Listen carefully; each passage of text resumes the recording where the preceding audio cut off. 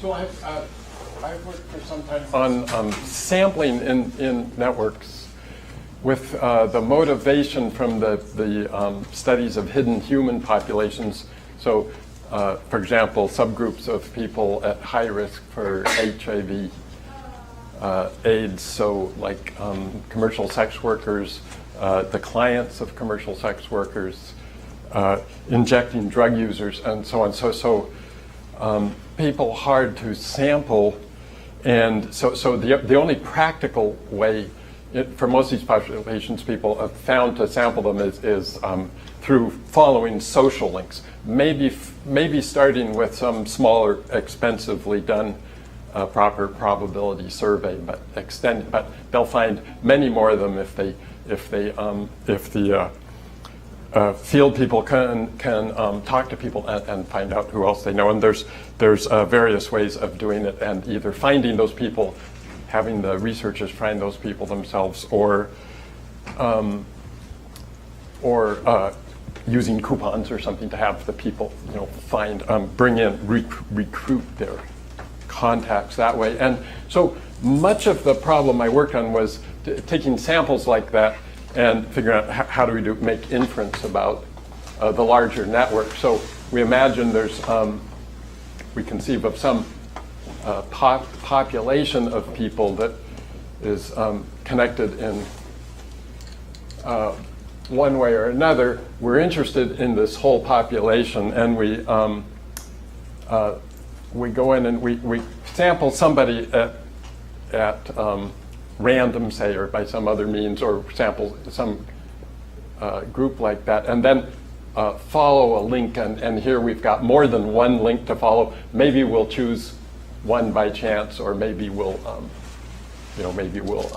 choose some subset of them. So it's very flexible, lots of different plans. And what most of these link tracing designs have in common, if we're looking for a high-risk behavior, such as injecting drug use or commercial sex involvement or something, we'll tend to find people with higher probability who are more likely to, people with the high-risk behavior we're more likely to find them. They're more likely to have these risk-related links. And so it's that kind of problem that we try to unravel with the inference. So that's just inference. That's one thing we can do with sampling designs in a setting like this. And I'll talk about the broader picture today. So for the inference problem itself, for a long time people would just say, well, these are our data, and the percent of people in our study who inject drugs, say, is 47, is 67% or something. But the real percent in the population might be less than that. And so the methods of inference we've been most successful with there, I'd say, first of all, there's the strictly design-based inference, where we don't assume any stochastic graph model, any kind of model about the population and the density of links or what model. We just use a probability, like if I selected this person at random, then and went to this person, well, there's only one place I could go, but here, if they were here, let's say if there's there's a certain probability, given that I met this person and I see some links, there are certain probabilities of following those links, and conditionally we can figure out all those probabilities, even though we can't figure out the unconditional probability that someone like this is in the sample. So we can't use the classical unequal probability sampling estimators that divide by those probabilities. But so now we've got an unbiased estimate, say, by using the conditional probabilities, but that depends on order. It's not your best estimate. And we improve those using the Rao-Blackwell method, by taking the our simple unbiased estimator might be just this value of the randomly selected node, but we could have selected this person first and followed in another direction. So the Rao-Blackwell estimate leads us to average different estimates over different sample paths, each sample path having a different probability. And there's a lot of sample paths, so we end up using a Markov chain Monte Carlo. So all this without assuming a statistical model. That's one broad approach. And then among the model-based approaches, where we assume some stochastic graph model for the whole population, I would say the one that's proven most successful has been the Bayes predictive estimates, the computational Bayes estimates using MC again with a data augmentation step in there, which imputes the larger network each iteration. So we get maybe in the process of making our estimates, we get maybe 4,000 estimates of the entire network and where there's a link, where there isn't, what the values are. Is there a question? Does the quality of the MCMC depend on the underlying unknown graph structure? Yes. Mm-hmm. Yeah, it does, because... are there regimes where there are problems? Well, with the design-based ones, I mean, there might be with the design-based ones, the key is there has to be a good design.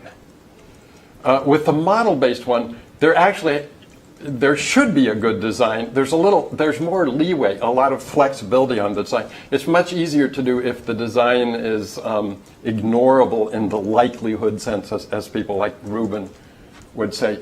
It's easier to do, but it has been done without that too. But definitely, yes.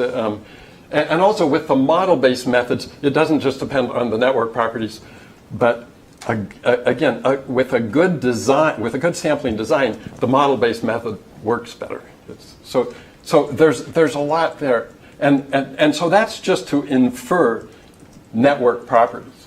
What I really want to talk about today is now using the same type of designs to go in and to get into the population, into the areas we care about, to make interventions to try to change not just the units we reach, but the whole population in a favorable way. Bring down the HIV epidemic, for example, in some part of the world or worldwide. So that's the issue. And so I'll give, the last talk I gave on this, it was called Dynamic Network Sampling. I was to describe that stuff, but they told me I couldn't run any animations, or couldn't run the program that actually simulates and shows how we do it. And so having just given a static talk on dynamic network sampling, I'm going to do the opposite today and not emphasize, kind of put minimal time on my slides if I can, and see if I can run just a kind of example, a sketch example of the way I draw these things as I go. But the idea is the population of interest. So I modeled the social network based on a social space, an underlying social space structure. Seems to be a convenient and meaningful way, and then use these designs for sampling the units. Now the network is dynamic. With these populations, the network was always conceived as static, whether it really was or not. I got into the dynamic networks because when I would visit people studying these populations of the field, actually the network components, the links, everything else would change. People would come and go. They'd move in and out of the population. They'd die during the course of the study. Someone would be sent to jail, and it would change everything. So trying to take that into account. And so the basic things we're working with now are we've got a stochastic process of all the variables we kind of making up the network and such of interest at time t. And also we have a sampling process.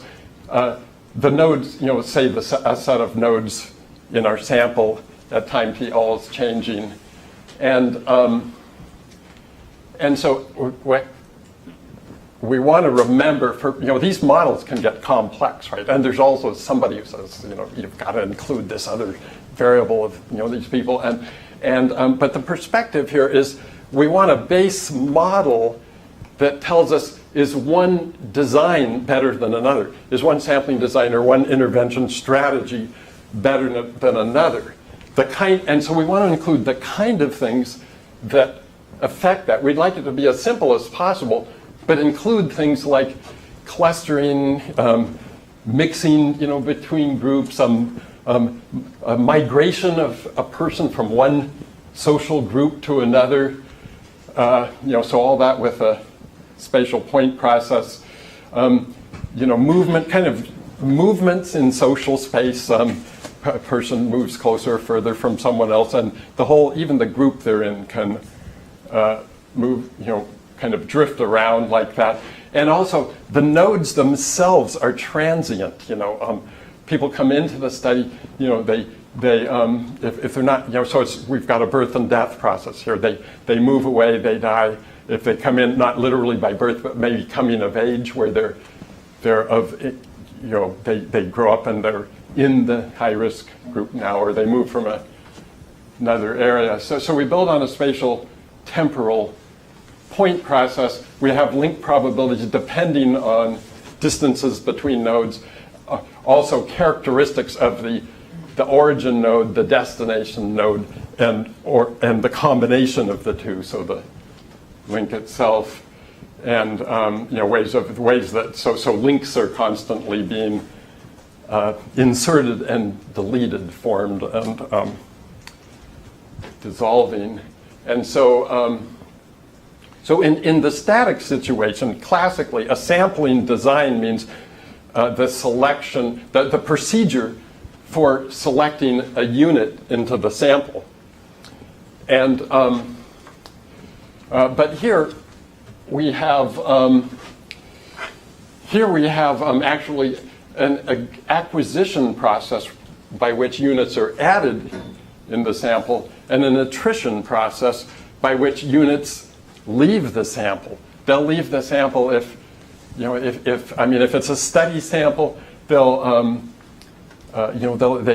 people will be tired of being in your study. They'll move from the area. People will die during the study, and so on. And we'd like it to come into some kind of a balance between the two. And we'll look at natural designs that have these processes too. And then it's a little surprising, since all the things we're used to talking about in here about networks and their properties and limiting distribution, like a random walk through a network, and what are the limiting probability, what it goes forever, right? And it has limiting probabilities that are for different nodes that are the elements of the eigenvectors and stuff like that.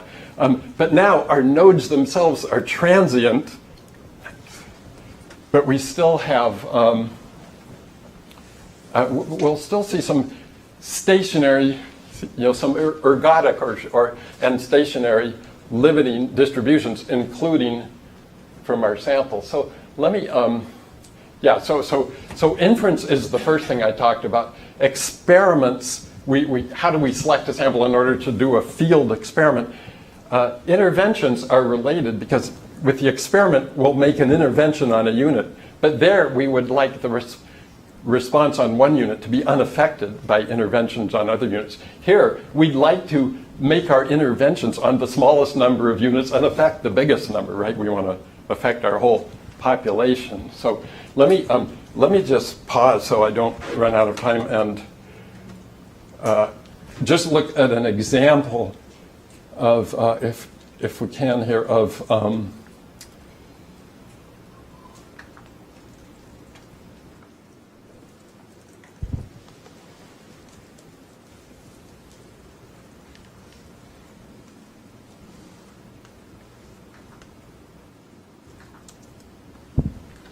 here. So this is how we're modeling these things.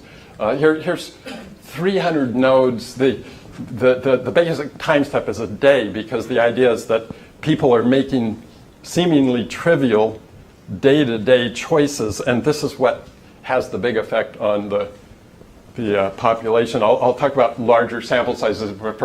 This is like 300, and we'll go up to some tens of thousands if we want, or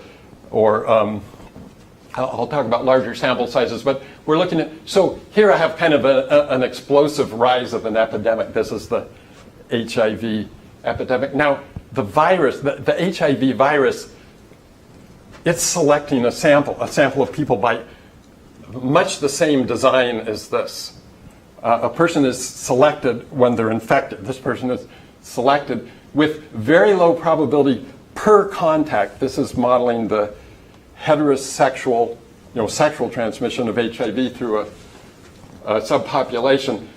Very low probability through per contact. So it's surprising how 33 million people in the world infected and so on with these seemingly small probabilities. But there's some clever things the virus does, and then this person's infected, and with different probabilities, it might trace some of these things, might completely not transmit on some, and so on, and so we see, and so here's the kind of pattern. So this is the time step it's moving at is a day. This is showing the degree distribution that's always changing, of course, because all these things are stochastic. But this is one of the things that has a stationary distribution, an ergodic distribution. This is just a random run. I don't know what it's going to do, but I know that if I run it again, this goes for 400 years, day by day. I know if I run it again, I'll get exactly the same, with the same rate values, the same parameter values, I'll get exactly the same stationary distribution as a stochastic process, and so this is like showing that we've got like maybe a 40-some%. This is like a high-risk situation, right? A 40%, a rise to a 40% infection rate, because the basic degree is an average degree of 2, and then these high ones in the tail. This is a high-risk population, so there's lots of different settings this can spread through. So 400 years, so we're looking at we're at about 100 years now, right? So 146,000 days so you can see there's a lot of computation, so we want things to be simple, and here's our infected nodes. Now let's look at some other views, if we can. So here's our. Can you say a little more about the process? So this is a simulation of just. Yeah, this is just one run of this process. There's a spatial point process that positions the nodes. And so now imagine we go to the next day. Every node just kind of wiggles and drifts a little bit. And then the link probabilities are based on their space. A function of distance that that goes like this.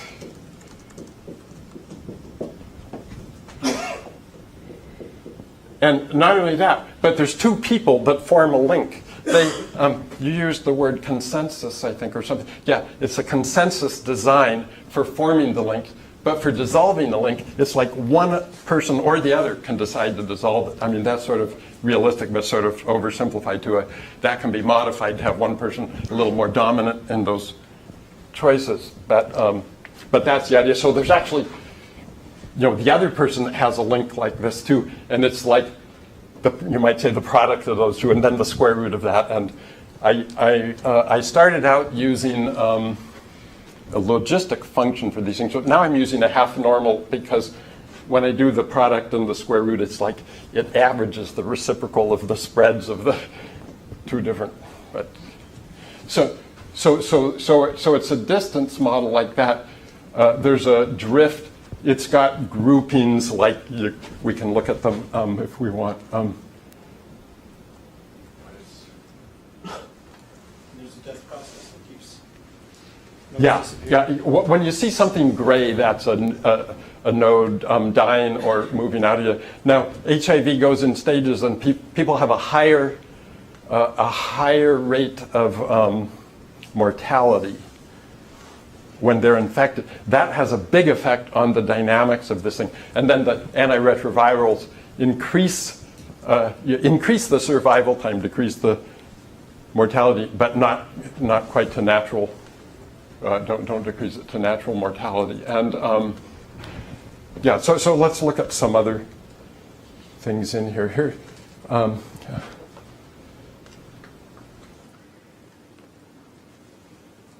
there's the centers of the, okay, thanks. Here's the center of the group. This is a drift around process itself. It's stationary, but it stays uniform, but it's always drifting and kind of keeping its momentum and stuff. But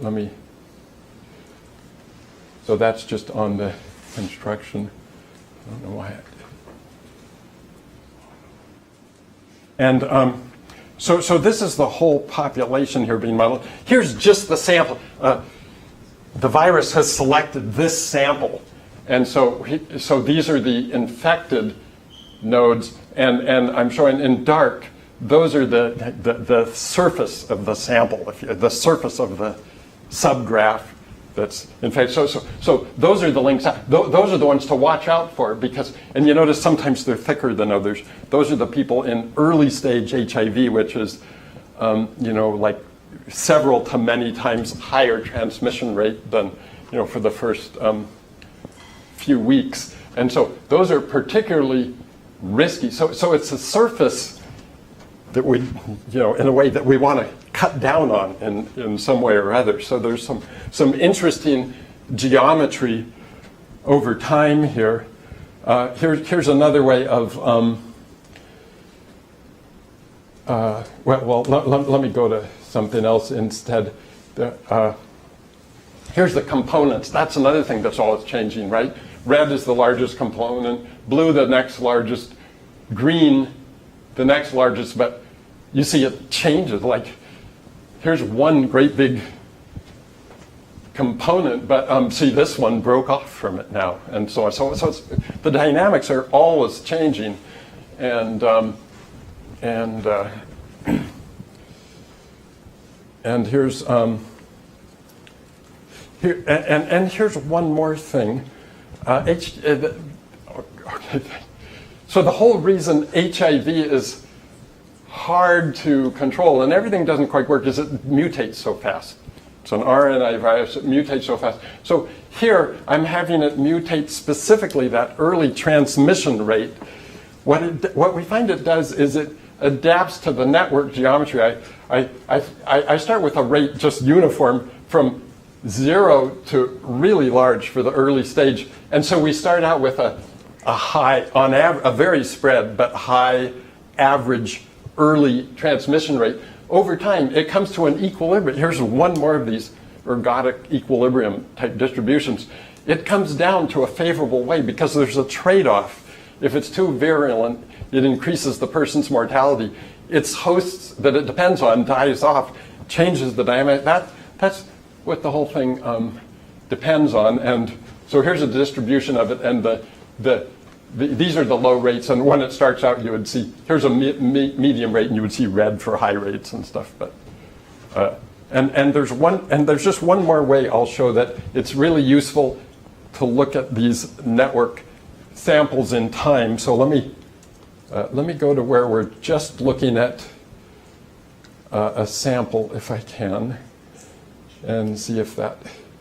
So here we're looking at longitudinally at the sample, and so each node and you watch and you'll see kind of, well, it's too. Let me even start that over if I can. I'll just push on one more button and stop there, I think. Oh, here it is. Notice the explosive, the explosive spread. This is a little speeded up, but the explosions where you'll see it go along like this for a long ways, and then poof. That's from that early transmission rate. That's a key thing it evolves to take advantage, to get away from 0 and get up towards its equilibrium value. And a strain of HIV that can do that has an advantage over surrounding strains that can't do that, and so they become predominant. Yeah, so that's I used up my time, so thanks. Yeah. Okay, so I guess we now have a break until 3:30, and then we'll meet again for Marcus's talk and then an overall discussion of the sampling and biases. Okay. Thanks.